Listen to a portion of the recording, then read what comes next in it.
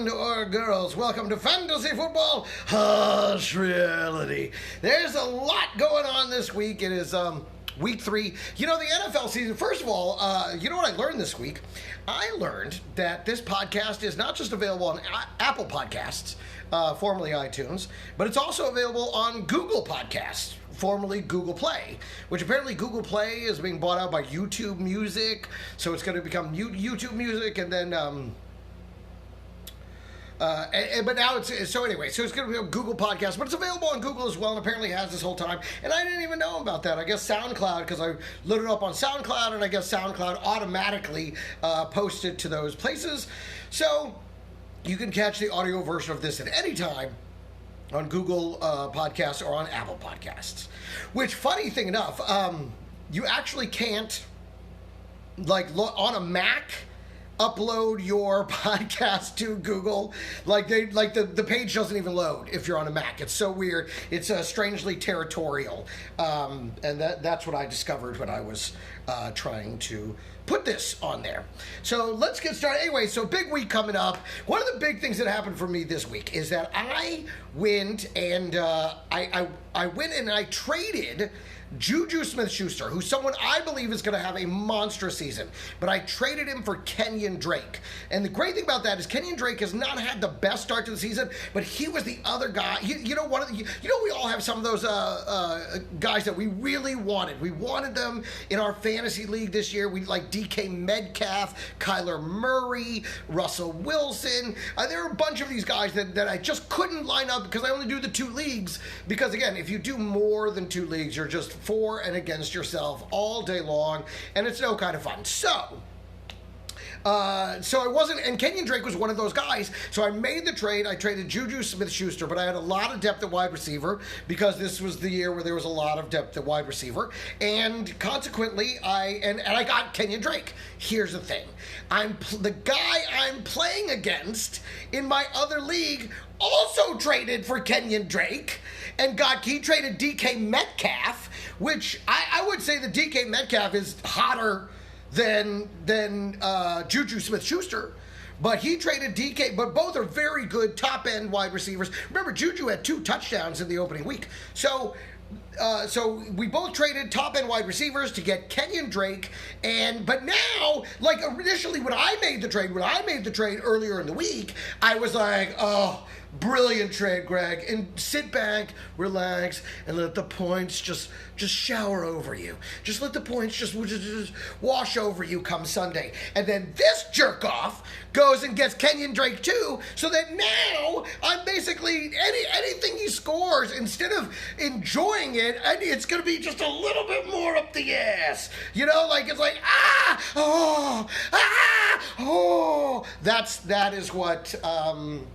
that's what I'm going to be doing. A lot of yes, no, yes. So, and I'll tell you this, and I'll tell you, with the one team in my league of record, which is only a 10-team league, so the teams are very strong. Everybody has stars, top to bottom. I really kind of enjoy that because when you get into a 12-team league, it gets thin real fast. It's amazing how having 2 more teams in a league just drains the resources really quickly.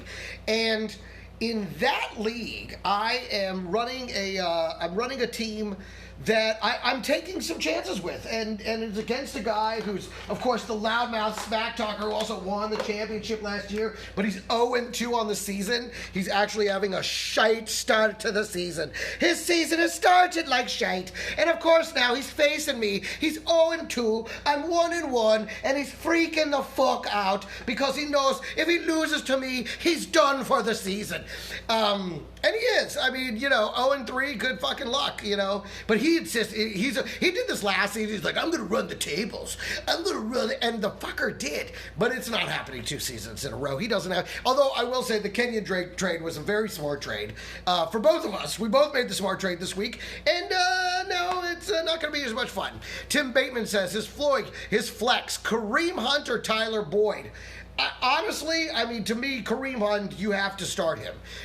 He is so explosive and so dynamic, even though he's splitting carries. And Tyler Boyd, I mean, obviously, Joe Burrow is willing to sling that ball. They've allowed him to do that. But Tyler Boyd. Listen, Kareem Hunt's definitely going to touch the ball, and he's definitely going to be explosive. So for me, only me, I'm saying Kareem Hunt. That's what I'm going with over Tyler Boyd. But let's look at the matchups. Let's look at the matchups really quickly. Sorry, I had to plug in the Mac. Make sure we got it all. Whoops, that's not what I wanted. But if we look at, let's see who the Bungles have this week. Well, they're up against the Eagles, 0-2 versus 0-2. And, really, this might be a great game for both defenses. I know both defenses are projected pretty high in this one because both of them are better on the defensive side of the ball than the offensive side of the ball. I mean, the Bengals, Joe Mixon has done, and Joe Burrow, he's slinging the ball a lot, but he's not but that just means they're not doing what they want to do. The Eagles, they're completely banged up, although Miles Sanders came back and he looked pretty good. Joe, what's up? Welcome to the show. So there's some wiggle room there. But ultimately, do you want a piece of the Bungles? Well, Cleveland is not, but Kareem Hunt is so explosive. And again, last week, before I traded Juju for Drake, I had the chance to trade Marquise Hollywood-Brown for Kareem Hunt, and I didn't pull the trigger because Kareem had already played. He offered it to me on Friday or on Saturday, and it was too late, and I was like, well, I want to play Marquise this week. And again, we all still think he's going to have a monster season. It's just figuring it out with that team, and it's going to be game script dependent, but I still think there's big games ahead for Marquise Brown. Absolutely. And you know what? I still got him, so I have to believe I got to believe there's still good things ahead of him because, I missed that fucking trade opportunity. Although, to be honest, I would rather have Kenyon Drake over Kareem Hunt going into this season. Although Tyler Boyd, I know he's become the number one guy but AJ Green still saw the targets. The chemistry wasn't there. It didn't quite line up. But once he starts hitting AJ Green, that might affect Tyler Boyd's effectiveness until AJ Green gets hurt. So I think with AJ Green, there's going to be that crest of like 3 games where he's just dynamite. Then he does the AJ Green thing and gets injured and has to leave for the season. So that's my feeling on that. Remember, guys, if you have any kind of matchup questions that you're facing, so here's what it came down to. My starting lineup, the one that I drafted and thought was going to be the team that I was going to rely on, has Jarvis Landry and David Johnson, which honestly I didn't want either of them. It was David Johnson I got because it auto drafted because I lost my computer, disconnected from the internet because I had streaming going on 3 different devices and I had a Zoom going and I was using 2 different, and so consequently I blew it. So I wound up with David Johnson, who I was never particularly thrilled with. And he is not, he did great in that first game, and then they just forgot about him in the second game.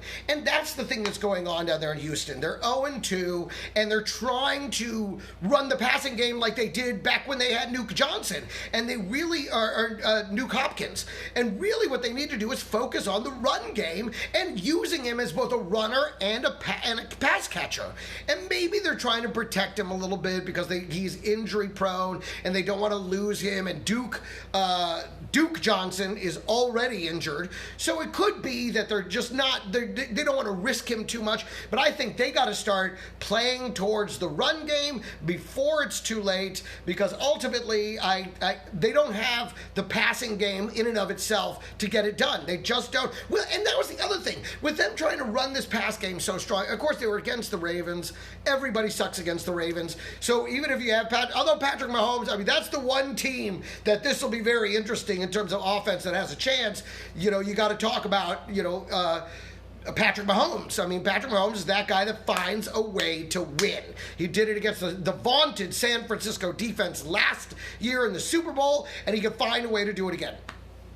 Will Hilton actually show up Rivers can't connect. Again, yes, T.Y. Hilton is right there next to A.J. Green in terms of why we all expected this to be an uptick in production. We expected to see them do stuff that they used to do, back in the Andrew Luck days or during the Red Rifle days. And instead, we're seeing Bupkis. And we're just like, what is going on here? Why is that, why am I not seeing what I want to be seeing out of these guys? Listen, if it's one thing I've learned, okay, is you hold on to big names because they can turn it around like that. I remember that season where Tom Brady sucked for 4 games out of the gate. And they were like, it's over in New England. The dynasty's over. The magic is gone. Blah, blah, blah, blah, blah. And then what happened? They turned it on. And he was absolutely phenomenal for the rest of the season. And so guys like the superstar, look at Zach Ertz. Last year, Zach Ertz sucked through like 8 games. And then I traded him, and then in game 9, he became amazing.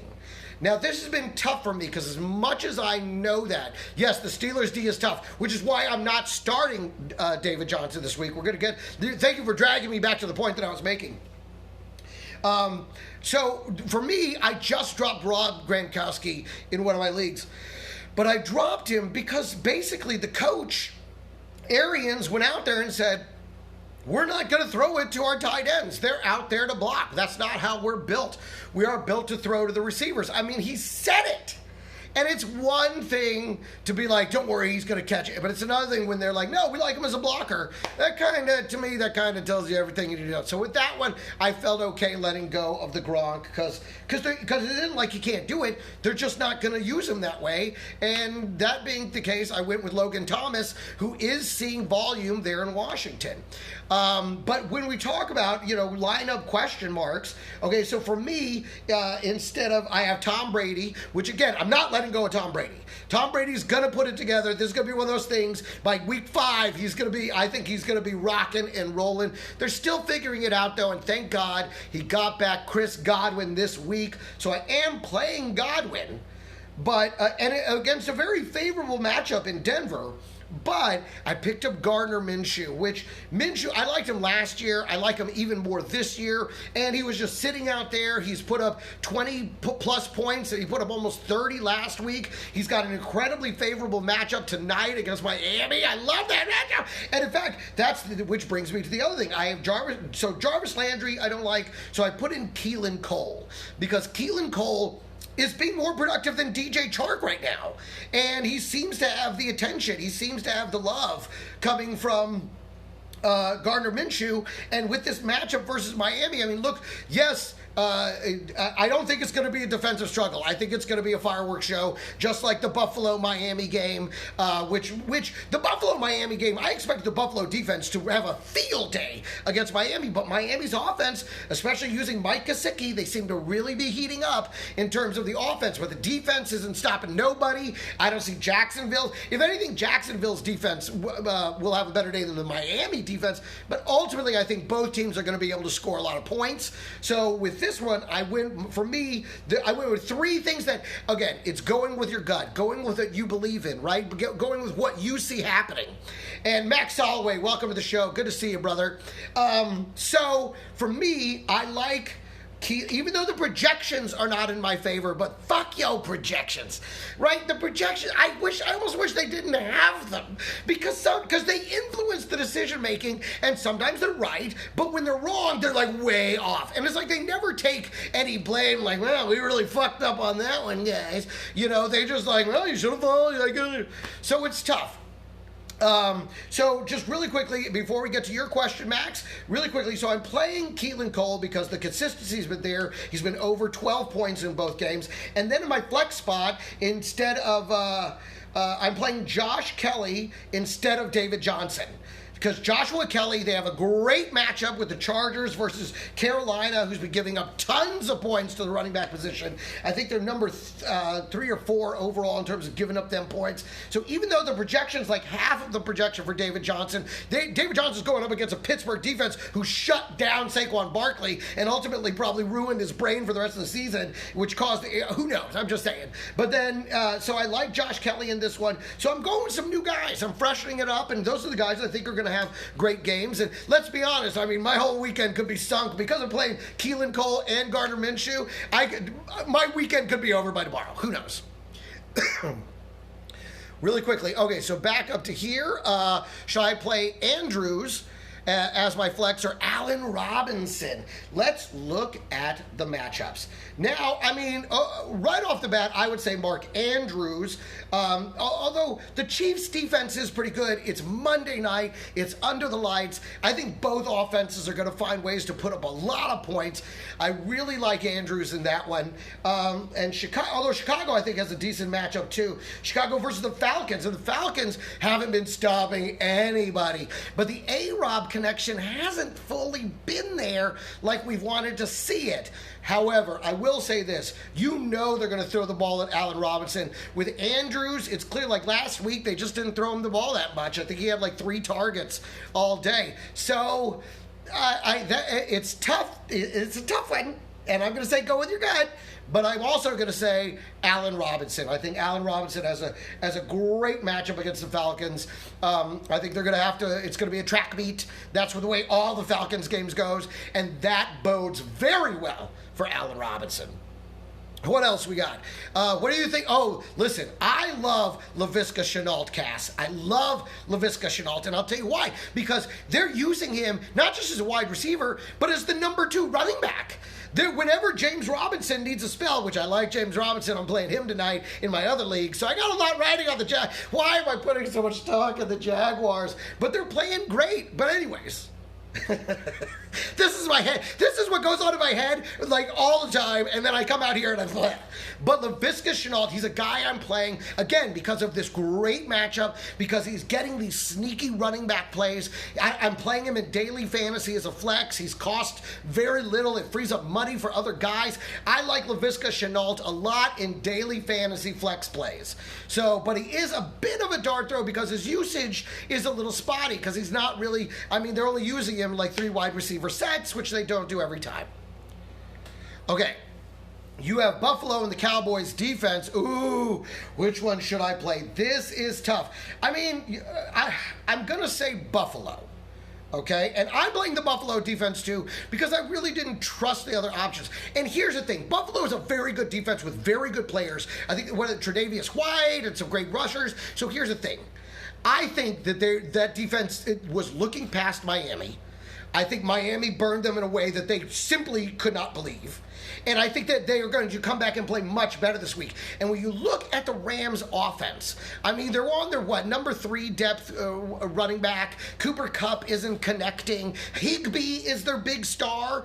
And the thing is, who have they played? They played the Cowboys, whose defense had not gelled at that point and is still coming together. And they only put up 20 points. And then they went up and they did great against Philadelphia, who's a fucking dumpster fire right now. So I like Buffalo in that one more than the Cowboys versus the Seahawks because the Cowboys defense is still gelling, and you know this Seahawks offense, their defense you could score on. I love the Dallas offense this week, but their offense is truly electric right now, and I would not play any defense against that offense. So, unless it's the Ravens. And even still, I would probably look for a different option that particular week. So, for me, in that case, I'm saying Buffalo, but you make your own choices. Primo, what's up? Are you up in Alaska? I've been up to Alaska many times. I played Chilkoot Charlie's. They're in Anchorage. They used to bring me up, and man, they party up in there. If you guys don't know what's going on in Alaska, they're basically how we're living now during this is how they live all the time. You know, during the like they're just either drinking or lifting weights. That's it. It's an amazing life they got out there. Shall I play Mark Ingram or Frank Gore? I'm going to say Mark Ingram. Now with the Jets, yeah, they're against the Colts. The Jets suck. Gore's old. And I know people are worried about Mark Ingram, but I think last week you really saw a shift back to Mark Ingram, away from J.K. Dobbins. I think he's going to have great usage, again, in a very high-profile game. I like having pieces of Monday night because guys play their best under the bright lights because all of America is watching. For me, that's a no-brainer. You go with Mark Ingram. That being said, you know now Frank Gore's going to score 3 touchdowns. You know that. Just to make me look stupid. Who would you flex? Traquan Smith. Would you flex Traquan Smith if Thomas is out? And that is a big if. And the problem you have is, again, that's the Sunday night game, which, again, you better have somebody that you can replace him with. So put Traquan in the flex position and make sure you have somebody else that you like either in that Saints game or in the Ravens-Chiefs game. Because, yes, and personally, I think Michael Thomas is going to play. Because it's Monday night, or Sunday night rather. It's a huge game, and he was kind of like putting out the messaging that he wanted to play last week. He was like, "I feel great, I feel fantastic." So that being the case, I think he's probably gonna play this particular. And so you want to make sure that you put him in that flex spot. And if Thomas decides to play, I don't know how much. Although we may learn this week that Traquan is a permanent part of this offense because the chemistry was there. Emmanuel Sanders, 1 fucking target, 1 catch. I mean, what the fuck? I mean, you may see Traquan Smith out there more than Emmanuel Sanders when Michael Thomas comes back. So we're going to learn a lot about him, but it is very iffy for this week. So, listen, if Thomas is out, I think you can confidently flex Traquan Smith because he's definitely the number 1 wide receiver. I mean, who else they got? I mean, it's Jared Cook, Traquan Smith, and I don't know what Manny Sanders. What did Manny Sanders do in preseason to piss off Drew Brees?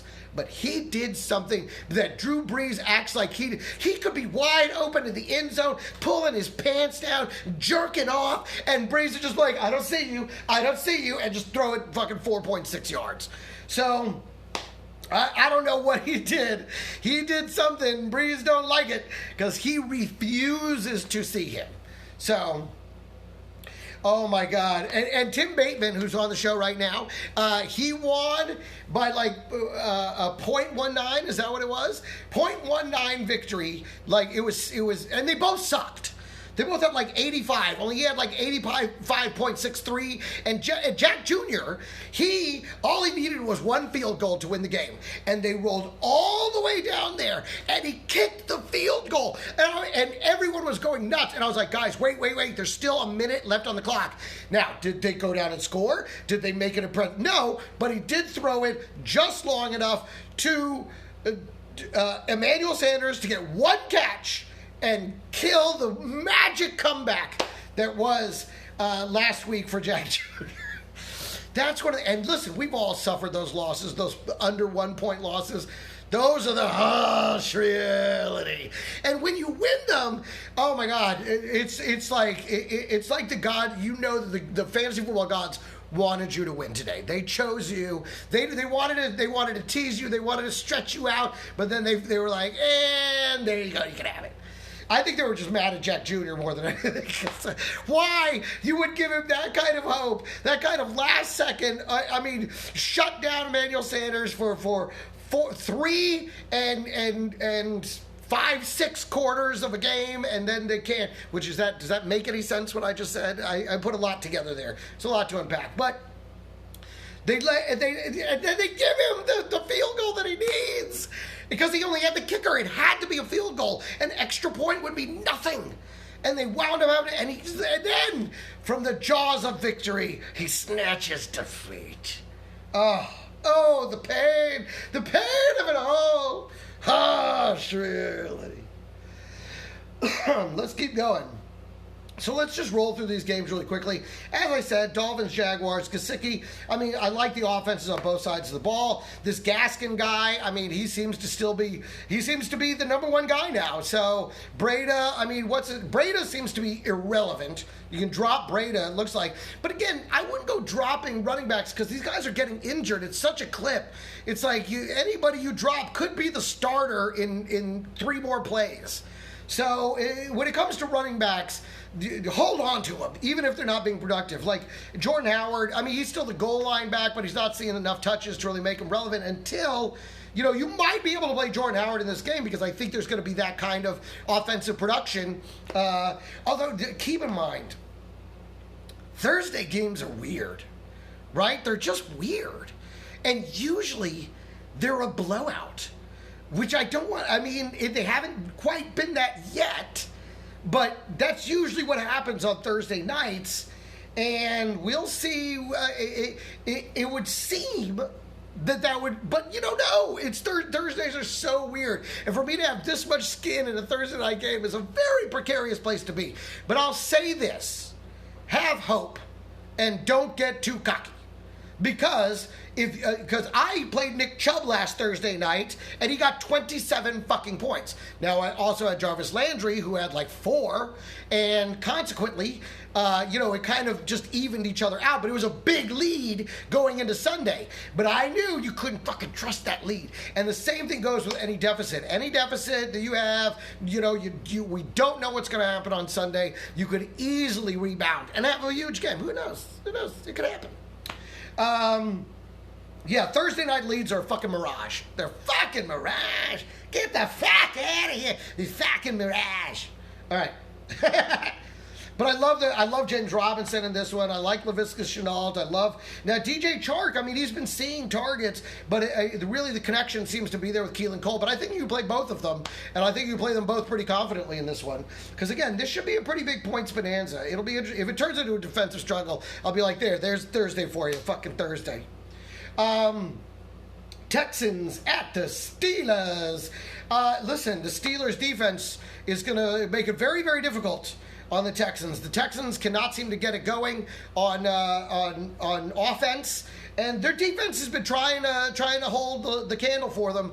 But boy, I'll tell you what, I see that defense wearing out. This is a great game for the Steelers. I like Juju Smith in this one. Deontay Johnson, volume's been there. He wasn't a guy I was sure about, but I'm sure about him now. That volume is there. And for James Conner, I mean, we'll see what happens if Benny Snell gets a little bit more of a taste, but it looks like they're sticking with James Conner for the most part right now. And of course, the Steelers defense is a must play against this 0-2, very scattered, still figuring it out Houston offense. Bungles at the Ogles. I mean, Miles Sanders. And on the passing side, I mean, yeah, Tyler Boyd. I mean, you can play Tyler Boyd. I mean, there's definitely volume there that's happening on that side. So, but it could. What if it turns into an AJ Green day? What if the connection happens? But ultimately, I think for both of them, it's going to be there. And for AJ Green, I mean, if you don't have to play him, don't play him. But this may be the week that they connect. The targets are there. 13 targets, 4 in the end zone. The targets are there. It's the connection that's not there. And this may be the week that it happens. But I'd rather wait and see. Personally, I don't trust it just yet. Hey, I don't trust it. You want to tell me this? I don't know where you get it. You trying to tell me something I don't trust. You had Hunt and OBJ last Thursday. Still got beat. See, exactly how this thing plays out. Don't trust a Thursday night lead. It's a fucking mirage. Although I have found that Thursday night deficits, for some reason, those tend to stick a little bit more. All right. Whoo! Look at me working. I'm a working man. What else we got? Niners at Giants. With Niners and Giants, again, this is not great for anybody. You know, I mean, with the Giants, this is a good opportunity. Hey, Renee Vaca, welcome to the show. For the Giants, this is a great opportunity to see what they have in Devonte Freeman, kind of get him warmed up, but I don't expect him to be like, a bell cow back. Just, you don't want to go out there and get him injured, but definitely they're going to get him out there for a few plays. For the 49ers, I mean, it's still a very good defense, but the offense is in shambles. I mean, I don't think Jimmy Garoppolo is going to play. Debo Sanders is still out.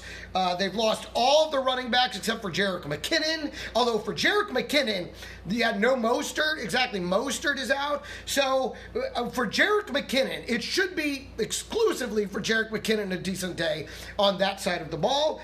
Possibly, I mean, George Kittle may play, maybe not. I mean, if he does, you play him. Otherwise, play Jordan, what's his name? The one that ruined, Jordan Reed.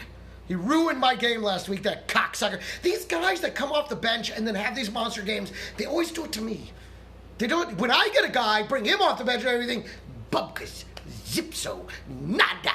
But then they do it and they have the fucking record game of their lives. Like when C.J. Anderson in the fucking final game, fucking Gurley gets out. I'm playing for the championship. They bring in C.J. Anderson. I'm like, yes. And C.J. Anderson runs for like 180 yards and 2 touchdowns and cost me the fucking champion. This is my curse. This is my curse. This is what happens to me.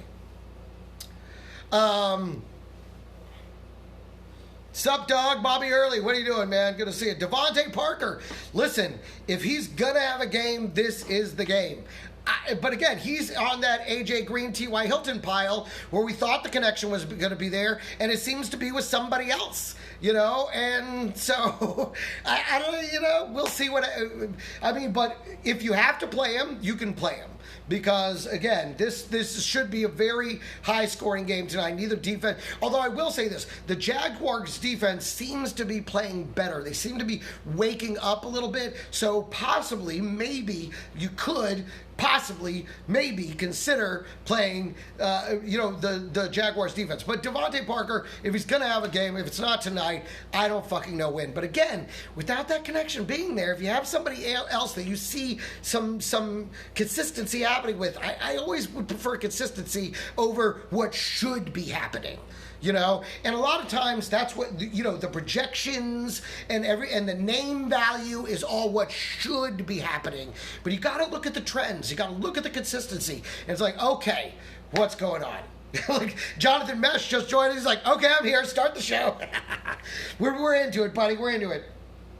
Raiders and Patriots. This is an interesting game as well. Now, keep in mind, the Patriots were a half yard away from beating the Seahawks in Seattle last week. Question from Jonathan Mesh. Play Henderson on the Rams in my flex. I think so. I mean, the Rams, again, they're playing a good defense really for the first time. So that's the only thing that might work against them. The Bills, yeah. But, I mean, he's clearly become the number one back, and he looked really... But again, he was against Philly, who fucking sucks. But his confidence is up, and people like him. So, you know what? I would definitely play Henderson this week in the flex. He definitely has a chance. Sorry about that. And so, of course, my agent calls me now. Of course. He's probably watching this online going, what are you doing this? You need to be making a self-tape for that show, I said. Renee Vaca says, should I trade Brown from the Ravens? Marquise Brown, well, I mean, should I trade Diggs? Okay, I don't think you should trade Diggs. And if you're going to trade Marquise Brown, wait till he has a good game, which could be this Monday night. If it's not this Monday, I don't know when. But if you try and trade him now, you're not going to get great value for him. But if you wait till he has a good game, you're going to get great value. If you really want to trade Diggs, trade him now. But if you look at this team and you look at what is going on with Josh Allen, he does one thing well, that's rifle the ball down the field. And he's got 2 good receivers to do it to now in Stephon Diggs and John Brown. And to me, Stephon Diggs is the more talented wide receiver, and I think he's starting to really take over that wide receiving core. For me, I would hold on to Stephon Diggs. I think he's going to have a lot of value, especially since they play Miami, they play New England, which isn't the same New England, they play the Jets. So I think Stephon Diggs is very well positioned. I think if you're going to trade anybody, wait till Marquise Brown has a big game and then trade him. Thank you, Robert Torres. I try and make it entertaining. I try and have fun. I love talking this stuff. Football. Woo! That's like football, man. It's like Christmas. It takes so long to get here, and then it goes so fast. So, I mean, can you believe we're already on week 3? I mean, it seems like it takes forever to get here, and then, wow, we're just off to the races. Let me see what he says here. What do you got there?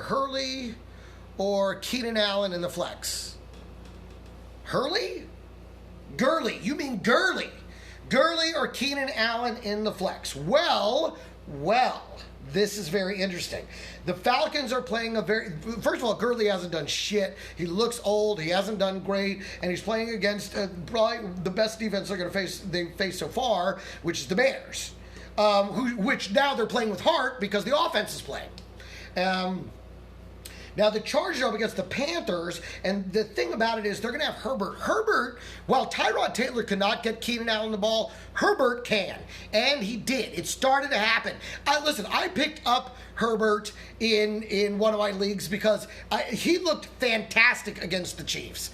The fact that he took him to overtime, I think the fact that he didn't have time to sit around and think on it too long, I think all these things worked in his favor. And to me, honestly, I like Keenan Allen this week against a very leaky Panthers defense. And leaky like a sieve. Leaky like a funnel. They're letting shit right through, man. I like Keenan Allen because to be honest, I think this Herbert kid, I didn't know shit about him before, but after last week, I mean, I'm a believer in Herbert right now. He's got to make me a non-believer. And this week, I think it's just another week, another opportunity. Can you believe the fucking trainers punctured the lung? Oh my God. Tyrod Taylor's got to be so pissed. Gurley was garbage last year as well. Well, not necessarily. Gurley actually last year was the goal line back for the Rams, and he generally scored a touchdown per game, if not more, and he actually had a decent year because of that. This year, the Atlanta Falcons are hitting their touchdowns from 40 yards away.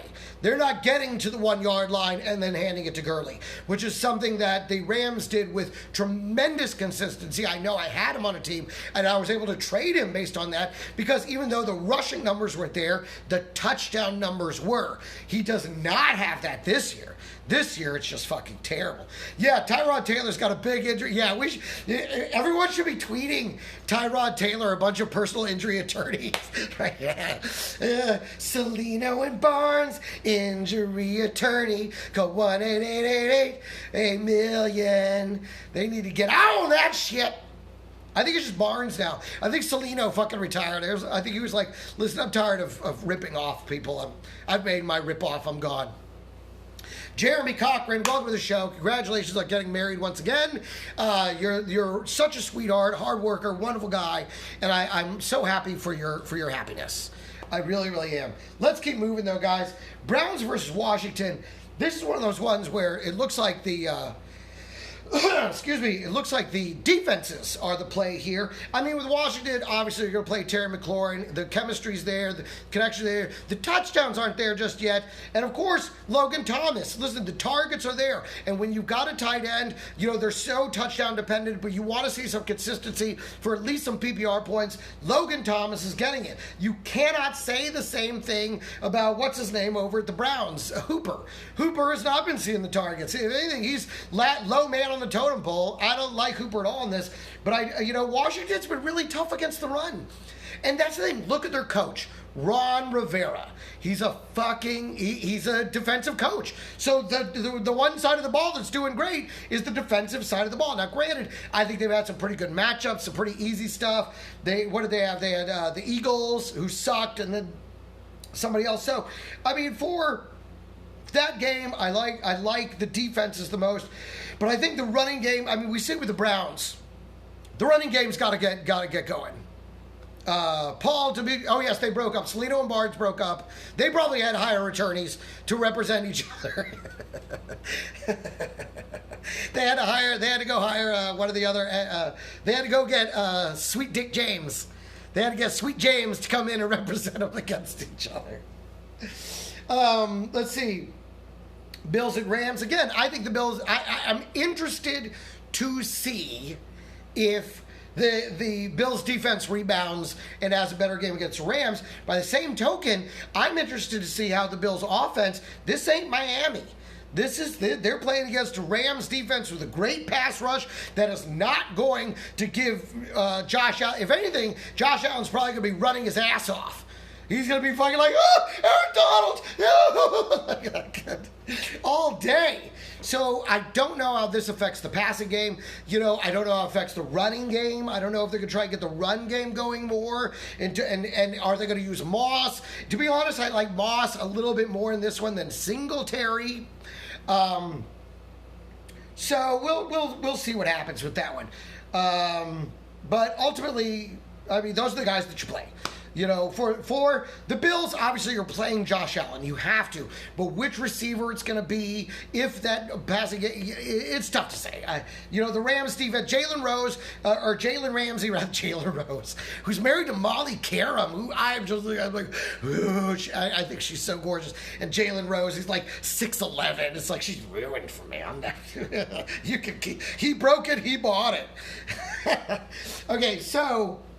But Jalen Ramsey probably going to be on Stephon Diggs, so John Brown is probably going to be the play in this one in terms of the receiving cores. And obviously Higbee I don't know. Here's the thing. When teams play a defense that has a great pass rush, it usually hurts tight end play because it takes them a while to break out to get to that outlet pass. So don't be surprised if Higbee has to actually be a defender or an offensive lineman rather, and actually play protection as opposed to just sneaking out for a bunch of easy touchdowns. I would temper my expectation for Higbee this week against this Paul defense. Paul Greek Salad says, Dimitri Opolosisopoulos. He says, Moss is greater than Singletary. I would agree with that. I do like Moss a little bit better than Singletary in this one. But it'll be interesting to see how it plays out. Because last week, they clearly see them as more of a split back situation as opposed to one being greater than the other. And I think we'll learn a lot this week about who's really starting to take control of the running game in that offense. Bears Falcons. Hey man, listen, that Falcons, you gotta play that Falcons fucking passing game. I think Gurley stinks in this one. Chicago, I like their defense, but the Falcons are going to score it on them, so I don't like them this week. And in terms of the running game, I like their offense. I'm still not sold on Mitch Trubisky. I'm not there yet. I'm sorry. I'm still standing in Missouri, and you're going to have to show me. You're going to have to show me, baby, because I ain't buying it just yet. But because he's had some pretty soft matchups. But, if he can get it done, the Falcons are another soft matchup, so it might be a pretty good day. Again, Allen Robinson, but he doesn't seem to be the guy that he really has the most connection with, although the other guy, Smith or whatever, he doesn't seem to be it either. So Jimmy Graham might be a good play in there. If you need somebody, Jimmy Graham might be, clearly. Of course, Paul. Listen, you know what your last name says. Hey, cousin, what's up, Michelle? Good to see you. So, where are we at with this? But Montgomery, I always want to say David Armstrong. I don't know what that's about. But David Montgomery should have a pretty good day. I don't like Tariq Cohen in this one. But I do like Jimmy Graham. So play those guys. The Panthers versus the Chargers. Bad day for the Panthers. Listen, McCaffrey's out. Bridgewater hasn't been showing us a lot. I think it's a great day for the Chargers. Herbert, listen, I love Herbert. I am on the Herbert hype train. I like the receivers in this one. I like Keenan Allen in this one. Terrell Williams. Is it Terrell Williams? Is that the one they have? Which Williams, brother? Whichever Williams it is, that one. And I like both running backs. These guys are they're both the complementary. Again, they remind me of the Kareem Hunt, Nick Chubb thing where I think you can feel confident playing both, especially in this matchup. I think you can feel confident that both those guys are going to get off and get off well. Jets, and I mean that any way you want to take it. Jets and Colts. Crowder's supposed to be coming back, and if Crowder comes back, obviously you want to play Crowder, but I think he's the only guy you even want to touch over there on the Jets side of the ball. On the Colts side of the ball, I think, listen, man, if this ain't the week that T.Y. Hilton connection shows up, you're just, I don't trust it. I don't think it's it. Well, what, the other guy, Paris Campbell, he's gone. So if it isn't T.Y. Hilton now, I don't know when the fuck it's going to be T.Y. Hilton. But watch it be Mo Alley Cox. Watch Mo Alley Cox dominate. And of course, Jonathan Taylor all day. That's the play. Stick with Jonathan Taylor. You have both Eckler and Kelly on the same team. Okay, I'll tell you this. It depends on who your other options are. You know, because I'm assuming you would have another RB1. Maybe you're thinking of playing Kelly. I'm playing Kelly in the flex. So maybe I think he's a flex more than an RB2. Whereas I think Kareem Hunt is a solid RB2. But Kelly is starting to do more every single week. But it's like I'm playing both, despite having other receivers, I am playing both Amari Cooper and CeeDee Lamb because it's such a choice matchup. And so I think it's the same here. And I think you can play Eckler and Kelly so long as those aren't the only two RBs, because I feel like you should have another RB and then Kelly would drop down into your flex play. It's probably your RB2 and your flex. But I would have no problem playing both of them. Toss up a tight end for me this week. TJ Hawkinson in Detroit or Atlanta, Hayden Hurst. You're right, that is a coin toss. I mean, they're both game script dependent. I mean, the Lions are going against the Cardinals, and that should be a great game for the Cardinals defense. But the Cardinals defense isn't that great. Like, they've had great matchups. And this is another great matchup. But I mean, the chemistry, Kenny Galladay's coming back, so that could hurt Hawkinson's chances, but they've been generally sucking anyway. The Cardinals, on the other hand, you're going to want to play everybody on the Cardinals side of the ball. Kenyon Drake, Larry Fitzgerald, and of course, Nuke Hopkins. I love the Cardinals this week. Play their defense, play everybody. With the Lions, you don't know which running back is going to get the carries. You know, I think the Lions are just a mess, and Atlanta is going to sling the ball. You can count on it. So for me, in that toss-up, I'm going Hayden Hurst.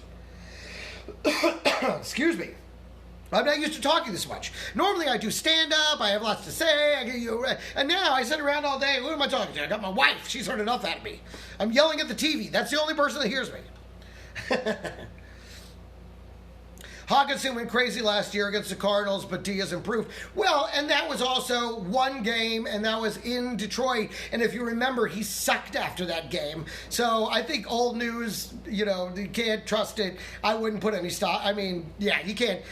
I hate it when they do that. They're like, they've given up the most points since 2019. It's like, 2009, that doesn't matter now. This is totally different. There was a whole pandemic. They've changed players. They had no preseason. It's all bullshit. What are you talking about? I lost my hat. Where's the hat? Where's my hat? Got the hat. The hat is back.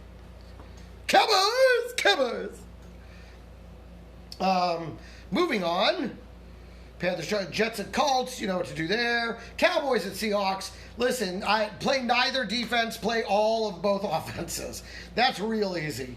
Except Michael Gallup does seem to be the odd man out, and I kind of knew that someone had to be, and I kind of knew that it was going to be Michael Gallup, and that seems to be the way that it's going. But in what should be just a high-flying, point-scoring jizz fest of a game, I think even Michael Gallup might eat in this one. That is where you were leaning. You have Hurst in there now, but oh yeah, well listen, I'm happy to offer my second opinion, but as always, again, nobody, go with your gut. That's the thing, I'm playing the team that I believe in. It may not look like it on the projections, it may not, but the matchups are there, the consistency's been there, and I'm playing the team that I believe in. I'm not just looking at the names going, but he's a star. And I'm talking about you, Jarvis Landry. And again, Jarvis Landry, another guy who stunk through like the first 4 or 5 games of last year and then lit it up.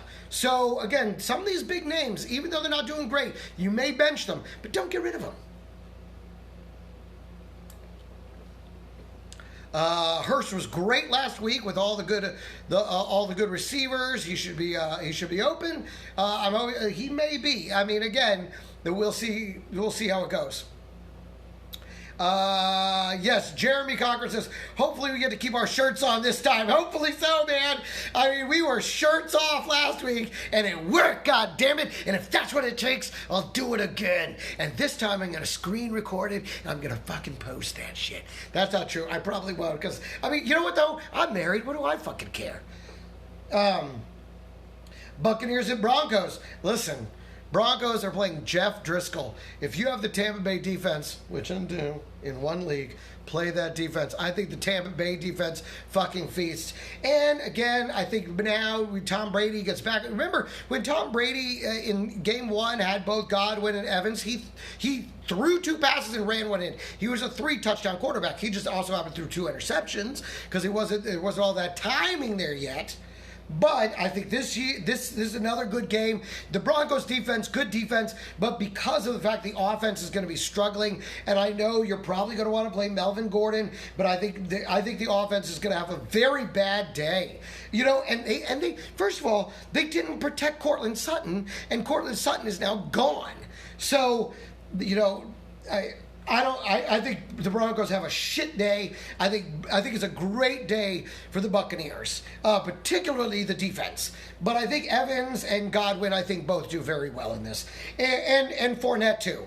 I think Fournette started to feel it. And when you have Tom Brady looking you through the face mask, giving you that, I think it's hard to not want to just go out there and wreck shop. And I think we're going to see Fournette wreck shop against this Broncos defense, which I think will hold up through the first quarter and a half, and then just by basically being on the field way too much, you know, they're just going to get tired because I think the Buccaneers defense is just going to eat the Broncos alive. All they have to do is shut down that running game. They're going to shut down Melvin Gordon, who can be shut down, and then the passing, then Sack City. Lions at the Cardinals. Let's see. I mean, listen, like I said earlier, play all your cards. Lions, you're on your own. Green Bay Packers and the Saints. I think, listen, this Saints defense is very good. And obviously, they're very bruised about what happened, much like with what happened with the Bills down in Miami, what happened to them out in Las Vegas. They're back at home. Don't be surprised if this Saints defense is real hard on this Green Bay offense. But again, Aaron Jones looks spectacular. You have to play Aaron Jones. You know, we'll see is Devonte Parker coming back. I think he might be questionable for this game. Obviously, if he plays for them, he plays for you. Aaron Rodgers, I think a lot of people are putting a lot of stock in Aaron Rodgers, and I think this may not be a great day for Aaron Rodgers. Again, the Saints defense is very, very good. So we'll see. We'll see if they rebound versus this. And then on the Saints side of the ball, if anything, I like the Packers defense because the Saints can't see, aside from Kamara, and Jared Cook, they can't seem to really get it together. Like, don't play Drew Brees. In fact, he got dropped in one of my leagues this week. I've been thinking about dropping him, but again, I just can't bring myself to do it just yet because I think once Michael Thomas gets back, hopefully he'll get back on the horse. But if Michael Thomas is out, I think you can flex Traquan Smith. But ultimately, I think the Saints, I mean, this is a very interesting game. It's a very interesting game. Again, it might be one of those games that looks like it's going to be hugely offensive. It might be strangely defensive. But you never know. Play your studs. And finally, Chiefs versus Ravens. Listen, if any team is going to put up points against the Ravens, it's going to be the Chiefs. You got to play your studs. Don't take any chances. Play Tyreek. Play CEH. Play the Fresh Prince of Bel-Air. And then on the Ravens side, I mean, if there was a bad week to play the Ravens defense, this might be it. But ultimately, I think they're still going to get points. I think they're still going to find a way to get some turnovers, to get some sacks. It's just a great defensive unit. And, you know, I mean, for the Ravens, Lamar Jackson, I mean, but the Chiefs' defense is very good, too. So, I mean, if ever you were not going to play these defenses, this would be the week because the offenses should find a way to score. And again, I think Hollywood Brown finds it this week. I think this is the week we see Hollywood Brown score one of those big, long touchdowns we've been waiting for. I think it happens. And I think Mark Ingram dominates the touches on the ground and has a very good game. I think the Chiefs do what everybody else is doing, which tries to control the running game of Lamar Jackson, which might open it up for everybody else, including my boy. I think Mark Andrews has a great day. I like Mark Andrews and a big bounce back this week. Woo! That's it, guys. That's the show. I'm your pal. Follow the podcast on Apple, SoundCloud, Google, Fantasy Football, Harsh Reality. I hope you enjoyed the show. We will probably do Set Your Lineup Saturday coming up, so be sure and join us for that live on Instagram Live and on Facebook Live. Again, it's on the Instagram Live for the FFHR podcast, so follow us on Instagram and also on my personal page on Facebook. But I also post it to my YouTube. If you want to see the show, just follow the Fantasy Football Show feed playlist on my YouTube, Greg Romero Wilson. You guys have been fantastic. Take care and happy football, and let's have some fun tonight.